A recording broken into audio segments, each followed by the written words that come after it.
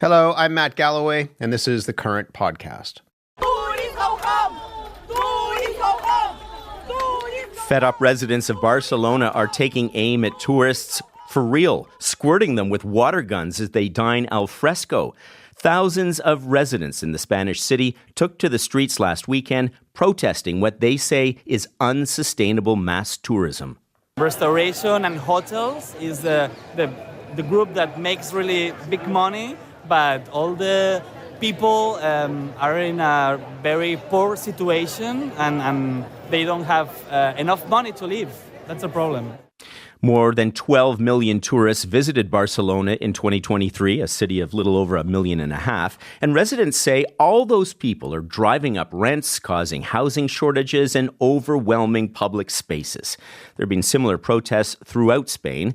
In Malaga, in the south, protesters demanded rent price regulation and bans on tourist properties. People who work and live here cannot really afford an apartment. You feel like you are in a theme park, that everything is not really for living there.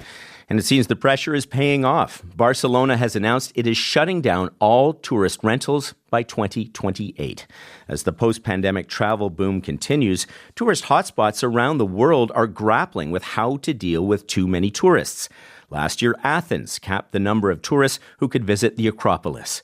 The city of Venice launched a pilot project this April to restrict the number of day visitors, charging them €5 to visit the city. But what if you're not that kind of tourist, you say? What if you want to be a respectful tourist who contributes to local communities? Well, in a moment, we'll talk about how to be a good tourist in 2024. But first, I'm joined by Venice's Deputy Mayor, Simone Venturini. Hi there. Hello, thank you. Thank you so much for joining us. So I know you had brought in this new tourist tax, or it's got different names for it. How is it working? How have you seen a change in the number of tourists that are now coming to Venice? We saw a different approach in terms of knowledge about the rule of Venice. So the tourists that book in advance the visit and pay receive the information about the city. And Venice is not a normal city. There is no car, there are the boats, the pedestrian traffic is the most important issues. And there is some also fragile and unique monuments along the road. So it's very specific. You cannot swim in the canal. You cannot have just a sandwich sitting on the ground in the middle of a bridge. So there is some normal and ordinary rules that are extraordinary for the rest of the world. So it's very important to have an knowledge tourist.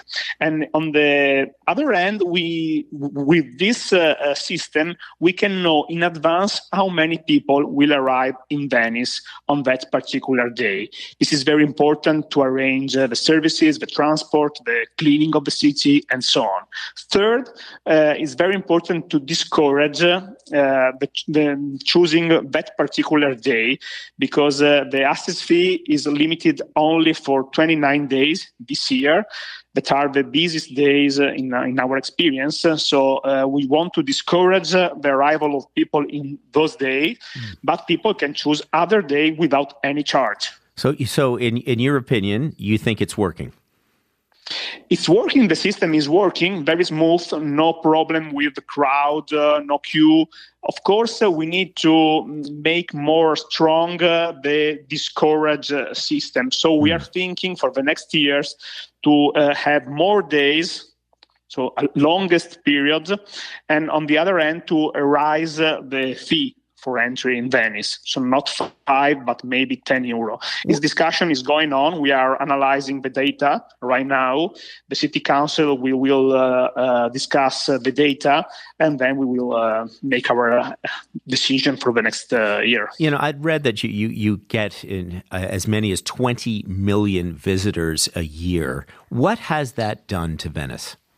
The day trippers are the most stressful factor. In what way? Describe that to me so we understand why a day tripper Venice puts more pressure.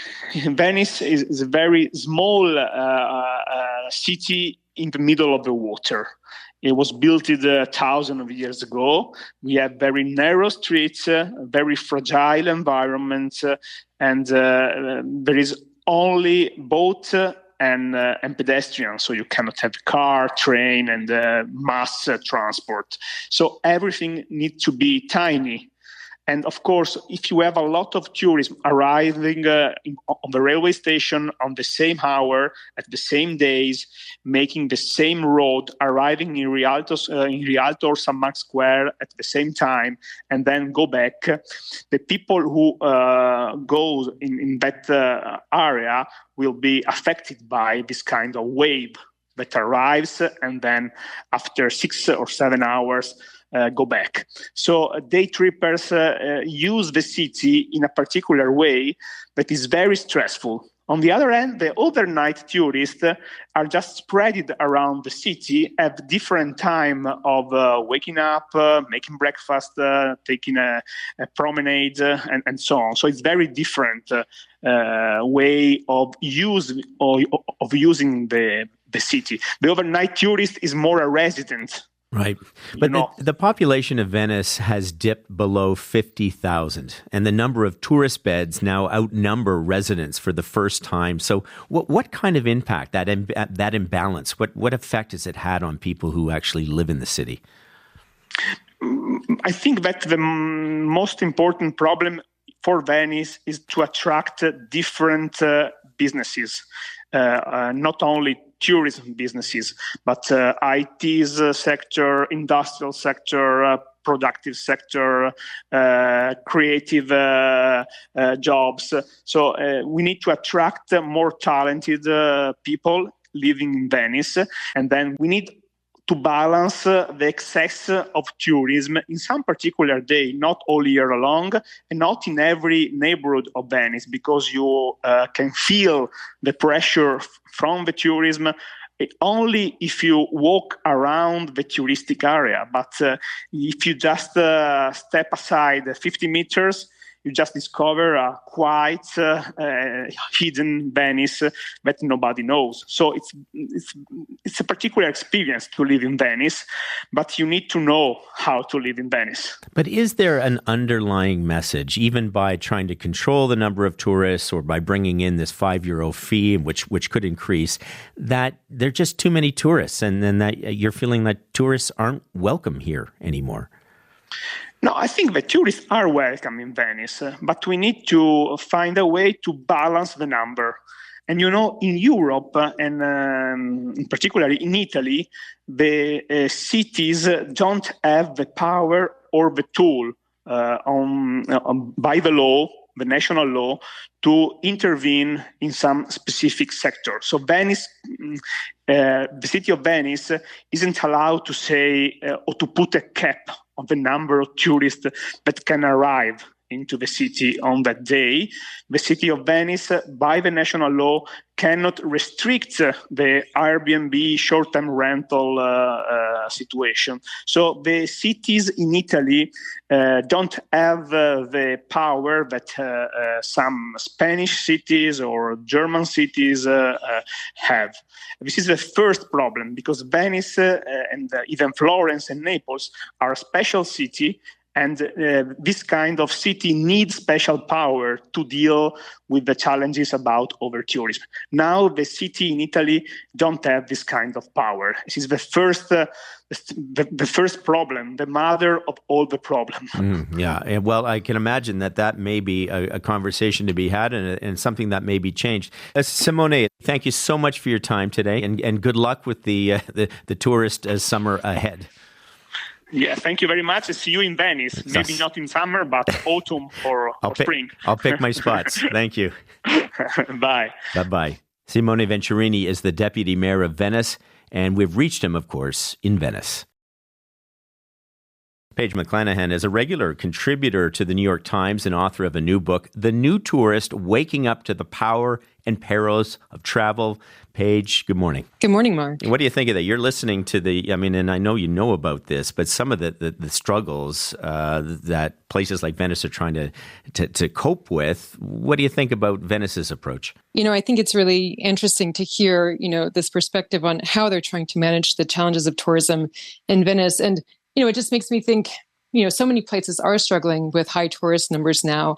And we have to remember that the solutions to the challenges of tourism are just as specific as the problems. And I think we can get a little bit lost when we just hear the word over tourism, and it's easy to sort of paint a whole tourist destination, with one brush. But actually, as you heard your first guest say, Venice, there are parts of Venice that are quieter and that could use maybe more visitors. And it's possible to visit this place without contributing to a problem. So I think, when we're thinking about how to be a good tourist ourselves and how we might bring some value to the places we're visiting, it's really worth, looking at the specifics and picking apart what the particular challenges are in these places and taking the time to educate ourselves about how Venice and other places like them are taking action to address these challenges. Yeah, because we've arrived at this place, as we heard in the introduction, we mentioned in Barcelona, where they're taking, the local residents are taking squirt guns for tourists and saying, get out of town here. And you have a chapter in your book about Barcelona. How did we get to this point, to have these conflicts? The role of the local government, should not be underestimated. And I think in the case of Barcelona, if we look back at the 1980s, the city was a kind of declining industrial port city. It was not on anybody's kind of top 10 list of tourist spots in Europe. But that really changed with the Barcelona Olympics in the summer of 1992. And the local government really, they needed a new economic engine. And they looked at this, this part of the service industry, tourism, as a really, important source of economic growth. And the local government in Barcelona really pushed hard on tourism, starting with the Olympics and continuing afterward. And, they marketed the city really hard to tourists. They did it really well. Maybe they were more successful than they anticipated. And at the same time, they were not creating the kinds of rules and regulations and laws and, physical infrastructure and taxes that they needed to make sure that the influx of tourists who came would not end up damaging the quality of life of their residents. And, so we see 20 plus years of going, full force tourism marketing in Barcelona. The first kind of tourism protests, this was 2013, 2014, we started seeing the first outcries against tourism in Barcelona. So the local government in Barcelona is also reacting strongly now, which is a great sign. But we'll see how effective their measures are. They have a lot of catching up to do. And your book, to be clear, it really is a defense of tourism. You describe tourism as a potent social force. And the title of your book is The New Tourist. So what is a new tourist? What does that look like? The new tourist is somebody who is awake to the fact that when we participate in tourism, yes, it's an industry and we're having commercial exchanges here, but it's also at the same time this vast and, incredibly potent social force. 1.5 billion, we're going to have 1.5 billion international tourist arrivals in 2024. Nothing moves more human beings than tourism these days, right? And so when we travel, whether you like it or not, whether you realize it or not, you are an ambassador of your home country. And I think that, it's all incumbent upon us, first of all, to realize the importance of what we're doing when we travel. And to be a new tourist also means, like we were just talking about, taking the time to educate yourself about the place you're visiting. So if you want to go to Venice, for instance, make sure you, as the first guest was saying, make sure you don't visit on one of the peak days. Don't go in August. Make sure don't be a day tripper. Stay. Try to be a high value visitor. Stay longer. Spend more money in that place. Really take the time to kind of get to know the place and contribute in a way economically that's going to have some real value for the place that's welcoming you. But do you think, Paige, though, that the average tourist is even aware of the impact of mass tourism, the impact that they're having on the towns that they're visiting?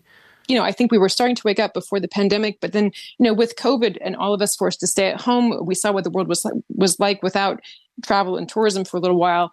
Now that we're back and we're traveling more than ever. But I think a lot of us have, a different level of understanding or a different willingness to engage in, kind of deeper thoughts about our travels. And I think, and surveys are showing this, people are really ready to, think about sustainability, and they're willing to pay a little bit more. They're willing to, think about how they can contribute to the place they're visiting. So I think more people are waking up to the importance of what we do when we go on vacation.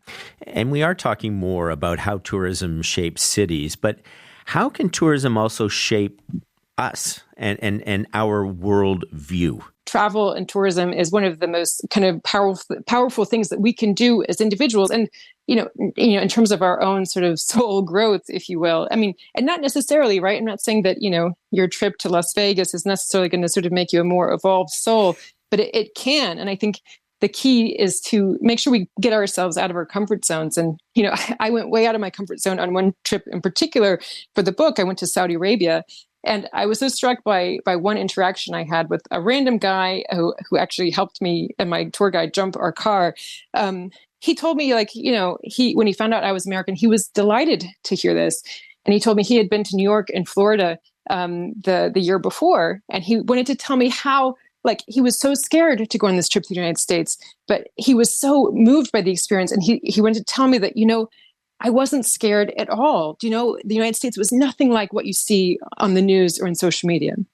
I mean, he was just so moved by his experience, and he was so eager to tell this American tourist about that time. And that just, I was scared to go to Saudi Arabia, but I went and I had this amazing connection with him. He was scared to go to the United States, and he came away with a different perspective on the country. If we can all travel with this sort of a mindset, I mean, it might seem like a really small thing, but I don't know, the ultimate impact could be profound. Well, I like this notion of taking yourself out of your comfort zone. But why were you scared to go to Saudi Arabia? Well, a few reasons. I was a solo female traveler, and I was a journalist, and I was going, I had never been to the Arabian Peninsula, apart from just, from kind of changing planes in Doha. I didn't speak any Arabic. This was way outside my comfort zone. And I went for professional reasons. I went because I wanted to write about tourism in Saudi Arabia at this kind of fascinating moment in the country's history of very recent sort of history of secular tourism. And I wanted to see, tourism opening up. So I had kind of professional motivation to go there, but because of what I had read, I was scared. And I know, honestly, my parents were very scared for me to travel there. And, I would say my visit there didn't change at all my opinion on the country's politics or its history of human rights abuses or, approach to homosexuality or women's rights.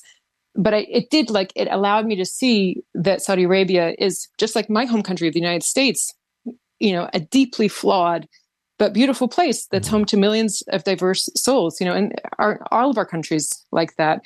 And, I had a few really profound human interactions, like with this young man, Abdullah, who told me about his trip to Orlando and New York, that really just allowed me to see that and connect with the humanity and the people who lived in Saudi Arabia in the way that shaped me in a way that was profound. And you write that tourism is, quote, humanity's most important means of conversation across cultures. So what do we lose if we stop being both tourists and hosting tourists? Yeah, I mean, I think, never in the history of humanity has it been more important for us to be able to understand and empathize with and really collaborate with people who come from vastly different backgrounds from us. I mean, think about it. What crises are we as the human race going to face in the years ahead, right? Runaway AI, pandemic even more lethal than COVID, climate catastrophe, right? Every single one of the crises we're going to face will require us in a way that we've never had to do in the history of humanity, will require us to collaborate with people whose backgrounds are vastly different from our own.